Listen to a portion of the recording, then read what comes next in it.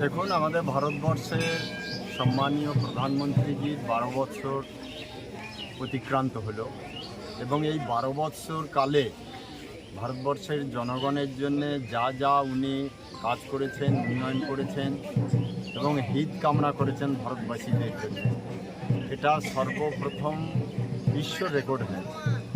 আর তাই আমরা ভারতীয় জনতা পার্টির কর্মী কার্যকর্তারা উৎসাহ নিয়ে আমরা আজকে মা কঙ্কালীর কাছে আমরা প্রার্থনা রাখলাম যে মা, এই রকম প্রধানমন্ত্রীর দীর্ঘায়ু কামনা করছি।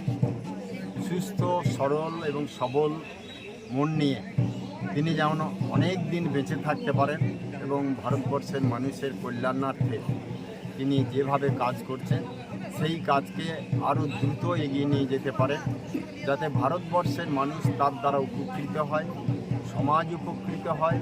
অতএব ভারতবর্ষ বিশ্বের মধ্যে মাথা উঁচু করে অনেকটাই উনি দাঁড় করিয়ে ফেলেছেন।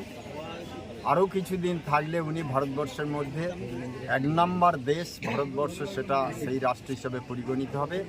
এমন একটা দিন আসবে যে ভারতবর্ষের কথার বাইরে কোনো রাষ্ট্র চলতে পারবে না।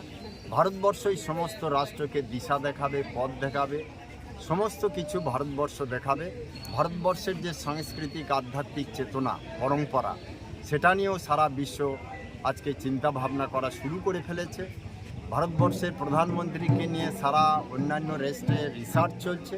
অতএব এই রকম প্রধানমন্ত্রী ঈশ্বরের কাছে বা মা কঙ্কালীর কাছে আমরা প্রার্থনা রাখলাম, তার যেন দীর্ঘায়ু তিনি থাকেন, সুস্থ সবলভাবে বেঁচে থাকতে পারেন এবং ভারতবর্ষের মানুষের জন্য কাজ করে যেতে পারেন। এটাই আজকে আমাদের মূল মায়ের কাছে আসে।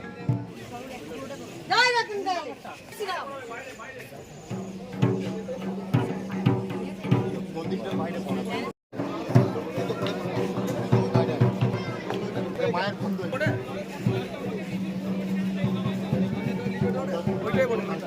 জয় মা কঙ্কালী, জয় মা কঙ্কালী, জয় মা।